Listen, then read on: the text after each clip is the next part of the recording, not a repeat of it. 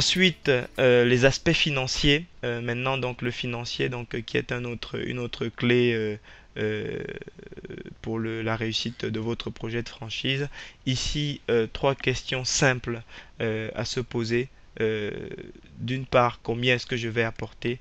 D'autre part, combien est-ce que je vais en tirer? Et puis la troisième question, sur quels éléments puis-je m'appuyer pour justifier ces prévisions?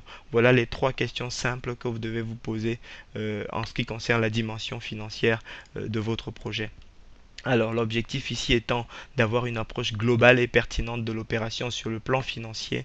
Ça, c'est vraiment c'est une question qu'il va falloir vous poser et que vous aurez et qu'il vaut mieux répondre en amont.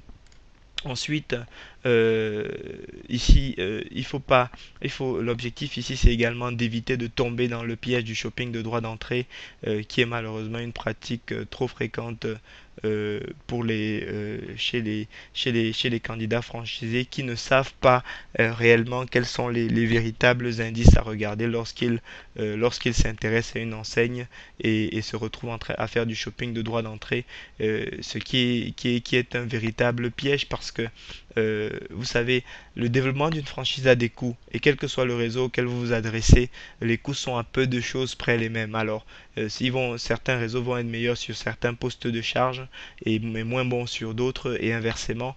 Et à un moment ou à un autre, il faut que ces coûts soient compensés par des recettes. Alors, dans certains réseaux, vous allez trouver qu'il n'y a pas de droit d'entrée, mais le franchiseur se rattrape, je sais pas moi, sur les approvisionnements de produits ou sur les marges arrière qui se fait auprès des fournisseurs. D'autres réseaux vont choisir la transparence et vous afficher leur droit d'entrée. Ce n'est pas sur le droit d'entrée qu'il faut s'arrêter, mais sur l'opération globale qui consiste qui se rapporte aux trois questions qu'on a vues tout à l'heure, c'est-à-dire combien vous devez mettre au global, combien est-ce que vous allez en tirer et qu'est-ce qui vous permet d'asseoir la décision que vous pouvez prendre justement sur la probabilité de succès que vous aurez à tirer les résultats que vous en attendez.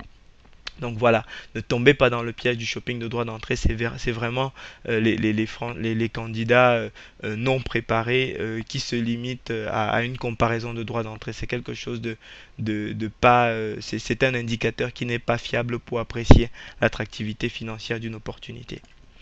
Donc, ce qui est donc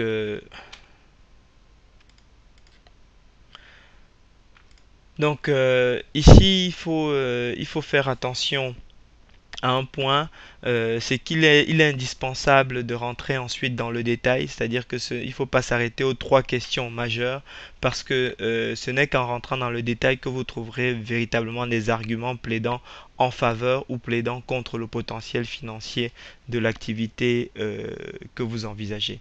Donc à un moment, il faut rentrer dans le détail, il faut formaliser les choses, il faut faire un business plan sérieux, il faut étudier les différentes hypothèses, il faut vraiment voir chaque poste de charge, qu'est-ce qu'il y a derrière, etc., etc.